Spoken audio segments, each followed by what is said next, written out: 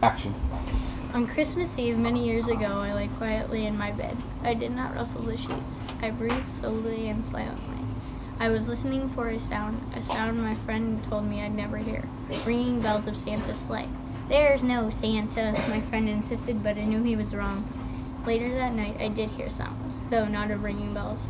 From outside came sounds of hissing steam and squeaking metal. I looked through my window and saw a train standing perfectly still in front of my house. It was wrapped in an apron of steam. Snowflakes fell lightly around it. A conductor stood at the open door of one of the cars. He took a large pocket watch from his vest and looked up at my window. I put on my slippers and robe. I tipped downstairs and out the door.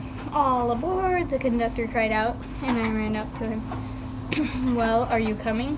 "Where?" "Why, the North Pole, of course. This is the Polar Express." I took his outstretched hand, and he pulled me aboard. The train was filled with other children, all in their pajamas and nightgowns. We sang Christmas carols and ate candies with nugget centers as white as snow. We drank hot cocoa as thick and as rich as melted chocolate bars. Outside, the lights of towns and villages flickered in the distance as the Polar Express raced northward. Soon there were no more lights to be seen. We traveled through cold, dark forests where lean wolves roamed and white-tailed rabbits hid from our train as it thundered through the quiet wilderness. We climbed mountains so high it seemed as if we could scrape the moon. But the Polar Express never slowed down. Faster and faster we ran along, rolling over peaks and through valleys like a car on a roller coaster. The mountains turned into hills. The hills turned snow-covered plains. We crossed a barren desert of ice, the great polar ice cap.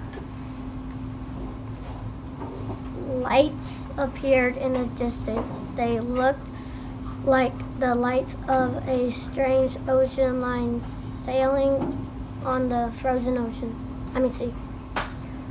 "There's the North Pole," said the conductor. The North Pole. It was a huge city standing alone at the top of the world, filled with factories where every Christmas toy was made.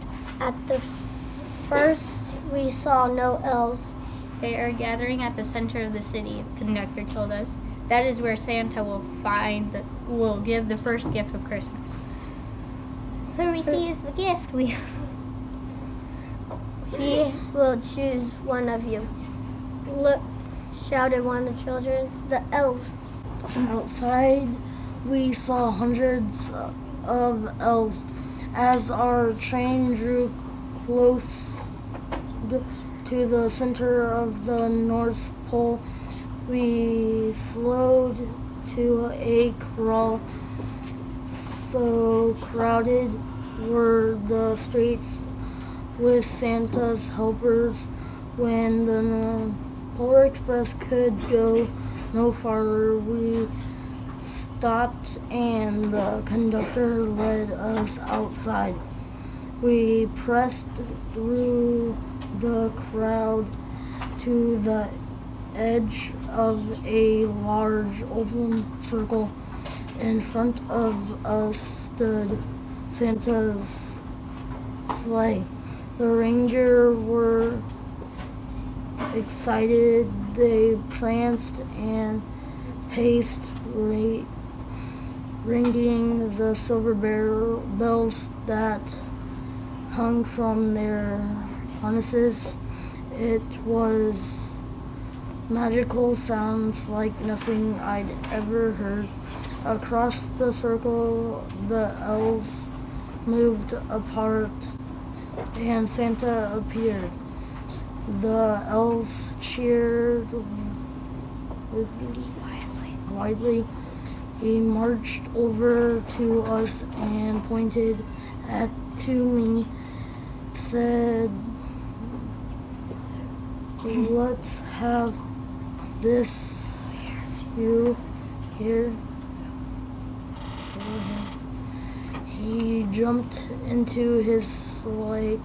The conductor handed me up, and I sat on Santa's knee, and he asked, "Now, what would you like for Christmas?"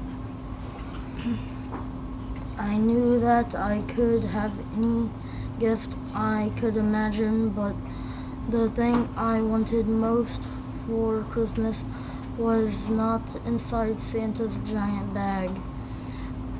What I wanted more than anything was one silver bell from Santa's sleigh. When I asked, Santa smiled. He gave me a hug and told an elf to cut a bell from a reindeer harness. The elf tossed it up to Santa. He stood holding the bell high above him and called out, The first gift of Christmas.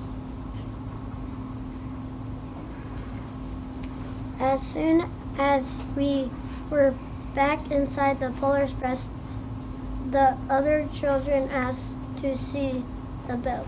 I reached into my pocket, but the only thing I felt was a hole.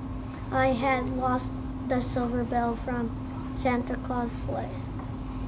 Let's hurry outside and look for it, one of the children said. But the train gave a sudden lurch and started moving. We were on our way home. It broke my heart to lose the bell. When the train reached my home, I sadly left the other children. I stood at my doorway and waved goodbye. The conductor yelled out something from the moving train, but I couldn't hear him. What? I yelled at him. He cupped his hands around his mouth. Merry Christmas! The Polar Express let out a blast from its whistle and sped away. On Christmas morning, my little sister Sarah and I opened our presents. When it looked as if everything had been unwrapped, Sarah found one last box behind the tree. It had my name on it. Inside was a silver bell. There was a note. Found this on the seat of my sleigh. Fix that hole in your pocket, Mrs. C. I shook the bell. It made the most beautiful sound my sister and I had ever heard. But my mother said, "Oh, that's too bad." "Yes, it's broken," said my father. When I had shaken the bell, my parents had not heard a sound. At one time, most of my friends could hear the bell, but as years passed, it fell silent for all of them. Even Sarah found one Christmas that she could no longer hear its sweet sound. Though I have grown old, the bell still rings for me as it does for all who truly believe. The end.